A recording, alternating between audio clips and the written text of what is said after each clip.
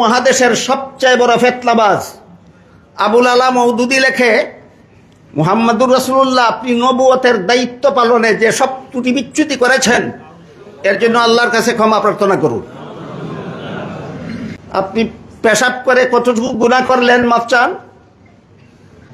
এই প্রশ্নের যেই জবাব, নবী কোন গুনাহ করেছিলেন, কোন ত্রুটি করেছিলেন, আল্লাহ মাফ চাইতে বলেছেন, সেই প্রশ্নের সেই জবাব।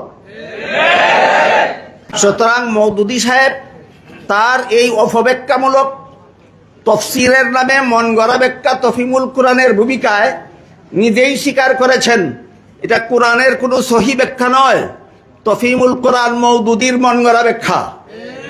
তফিমুল পাওয়া যায় না, কোরআনের যে ব্যাখ্যা রাসূলের কোনো হাদিসে পাওয়া যায় না, কোরআনের যে ব্যাখ্যা সাহাবায়ে কেরামের বিবরণে পাওয়া যায় না, কোরআনের যে ব্যাখ্যা তাবেঈদের বিশ্লেষণে পাওয়া যায় না, কোরআনের যে ব্যাখ্যা মুস্তাহিদ ইমামগণের মযহাবের ইমামগণের বিবরণে পাওয়া যায় না, কোরআনের যে ব্যাখ্যা আরবি গ্রামার এবং আরবি অভিধানের অনুকূলে নয়, সেই ব্যাখ্যা মন গড়া ব্যাখ্যা। কোরআন ব্যাখ্যার এই মূলনীতির আলোচনাটা বোঝার পরে আপনারা বলুন, সাহাবা, তাবেঈন, তাবেঈন, আইমায়ে মুস্তাহিদিন এদের ব্যাখ্যার অনুসরণ না করে যে কোরআন নিজে নিজে পড়ে আর মনে মনে বুঝে, তার ব্যাখ্যা সহি ব্যাখ্যা না মন গড়া ব্যাখ্যা? সুতরাং মওদুদি সাহেব তার এই অপব্যাখ্যামূলক তফসিরের নামে মন গড়া ব্যাখ্যা তফিমুল কোরআনের ভূমিকায় নিজেই স্বীকার করেছেন এটা কোরআনের কোনো সহি ব্যাখ্যা নয়, তফিমুল কোরআন মওদুদির মন গড়া ব্যাখ্যা। তফিমুল কোরআন মওদুদির কেমন ব্যাখ্যা গ্রন্থ? কোরআনের একটা মন গড়া ব্যাখ্যা গ্রন্থ।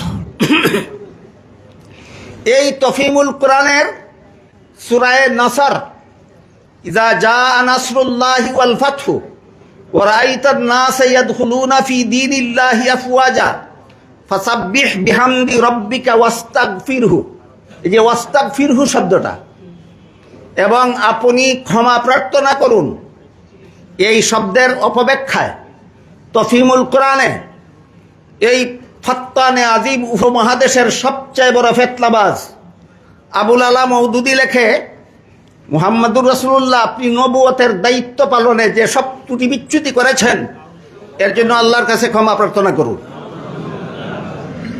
তাহলে আমরা এতক্ষণ কোরআন হাদিসের আলোকে কি বুঝে আসলাম? কোন কোন নবী নবুয়তের দায়িত্ব পালনে ত্রুটি করেছিলেন?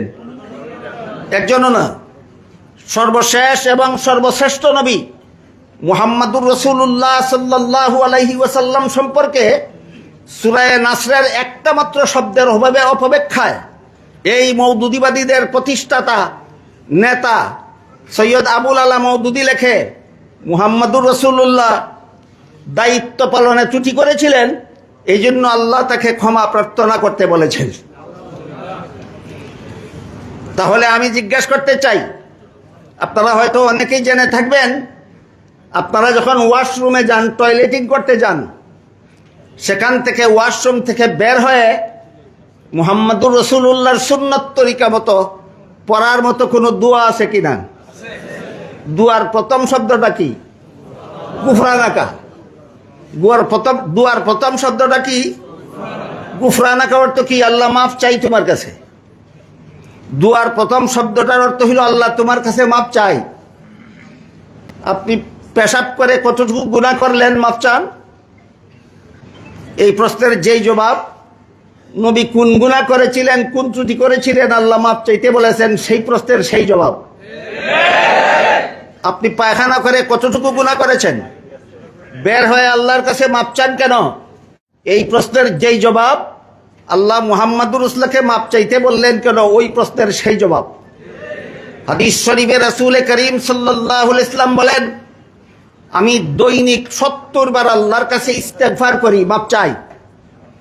রাসূল বলেন, প্রতিদিন আল্লাহর কাছে কতবার মাফ চান? 70 বার। তাহলে যারা তোমরা মাফ চাওয়াকে গুনার উপর প্রয়োগ করো, তোমরা বলো তোমাদের নবী কি দৈনিক 70 বার গুনাহ করতেন? তাহলে দৈনিক 70 বার গুনাহ না করা সত্ত্বেও 70 বার আল্লাহর কাছে মাফ চান কেন? এই প্রশ্নের যেই জবাব আল্লাহ সূরা নাসরে মুহাম্মদ রাসূলকে মাপ চাইতে বললেন কেন? ওই প্রশ্নের সেই জবাব। আমি এর বেশি আলোচনাটা এখানে লম্বা করতে যাচ্ছি না।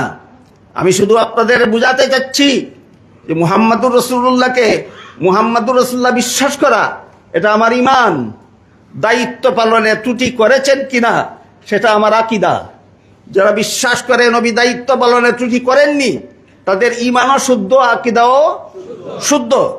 যারা মুহাম্মদুর রাসূলুল্লাহ বিশ্বাস করে কিন্তু দায়িত্ব পালনে ত্রুটি করেছেন বলে জঘন্যতম অপবাদ দেয়, এদের আকীদা খারাপ। এরা হইল মওদুদিবাদী। কি বাদী? মওদুদিবাদী। এরা নাকি দেখে না এদের আকীদা খারাপ কোথায়। আমি আপনাদের জিজ্ঞাসা করি, চামচিকা কি দেখে আকাশে সূর্য কোথায়? কেন? সূর্যের দোষে না চোখের দোষে? চামচিকা যেভাবে নিজের চোখের দোষে দেখে না আকাশে সূর্যটা কোথায়, ঠিক তেমনি ভাবে মওদুদিবাদীদের আকীদার দোষে দেখে না এদের আকীদা খারাপ কোথায়। এই ভ্রান্ত আকীদা আহলে সুন্নাত ওয়াল জামাত পরিপন্থী। একমাত্র আহলে সুন্নাত ওয়াল জামাতের আকীদাই হলো বিশুদ্ধ আকীদা। এ মর্মে হাদিস শরীফে রাসূল করিম সাল্লাল্লাহু আলাইহি ওয়াসাল্লাম বলেছেন,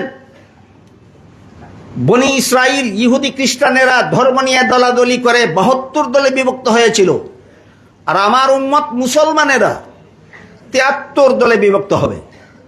তোর মধ্যে রাসূল বলেন 72 দল মুসলমান হবে জাহান্নামী।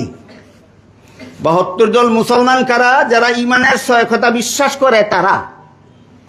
72 দল মুসলমান না তারা, না যারা বিশ্বাস করে তারা। 72 তারা হবে জাহান্নামী। কেন? কারণ তাদের ঈমান আছে, আকীদা খারাপ।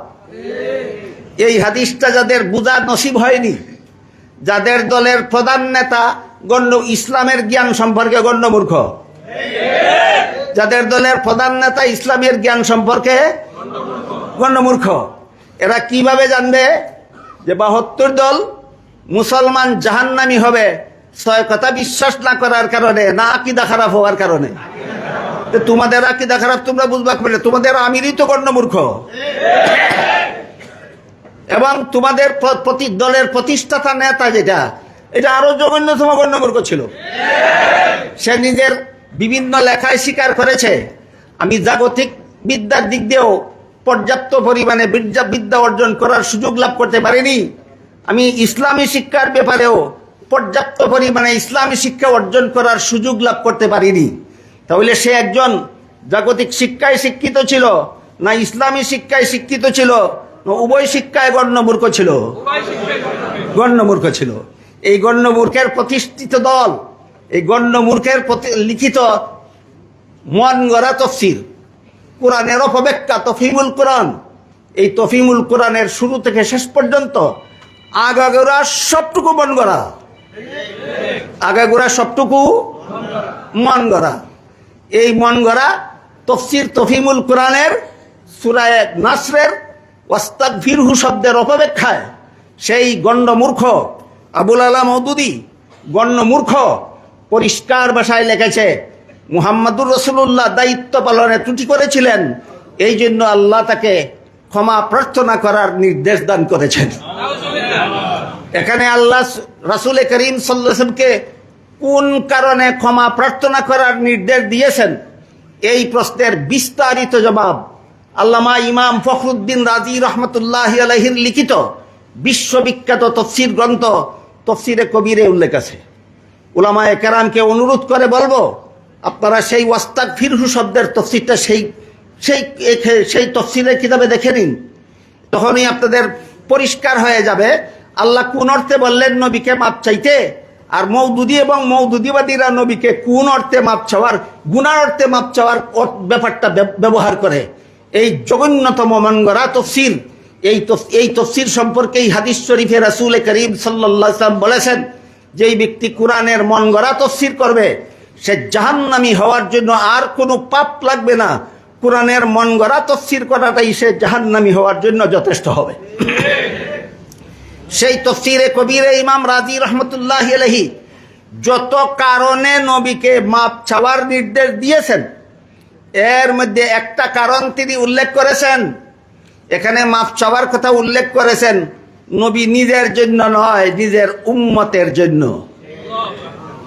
নবীকে মাফ চাওয়ার নির্দেশ দিয়েছেন আল্লাহ নিজের জন্য না উম্মতের জন্য। কোন কোন উম্মতের জন্য তার বিস্তারিত বিবরণ সেখানে উল্লেখ আছে, উলামায়ে কেরাম দেখে নেবেন। এই মাফ চাওয়ার আর একটা ব্যাখ্যা হলো, আল্লাহ আমাদের নবীকে সদা সর্বদা ক্রমবর্ধমান মর্যাদা দান করে চলেছেন।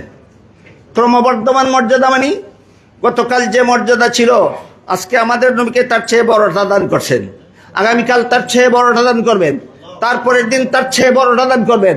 এইভাবে প্রতিদিন আল্লাহ আমাদের নবীকে ক্রমবর্ধমান মর্যাদা দান করে চলেছেন। তাই কিছুদিন পরে যখন নবী দেখেন কিছুদিন আগে আমার এই মর্যাদায় আমি উপনীত হতে পারিনি, তখন এর জন্য নবী আল্লাহর কাছে ক্ষমা প্রার্থনা করে। বলেন এটা গুনাহ নাকি অন্য কিছু? অন্য কিছু। অন্য কিছু কি কি তার বিস্তারিত বিবরণ তাফসীরে কবিরে উল্লেখ আছে, উলামায়ে কেরাম দেখে নিতে পারেন। আমি শুধু আপনাদেরকে যেই কথাটা বোঝাবার চেষ্টা করেছি, আমরা মুহাম্মাদুর রাসূলুল্লাহ বিশ্বাস করি, এটা আমাদের ঈমান। নবী দায়িত্ব পালনে ত্রুটি করেছেন, এটা হইল ভ্রান্ত মতবাদ, খারাপ আকীদা। খারাপ আকীদা পোষণ করলে ঈমান থাকলেও আল্লাহর রাসূল বলেছেন জাহান্নামী হবে, তার নামাজ রোজা ইবাদত বন্দেগী আল্লাহর কাছে গ্রহণযোগ্য হবে না। এই হলো ঈমান আকীদা সম্পর্কে সামান্য কিছু কথা আপনাদের সামনে তুলে ধরেছি।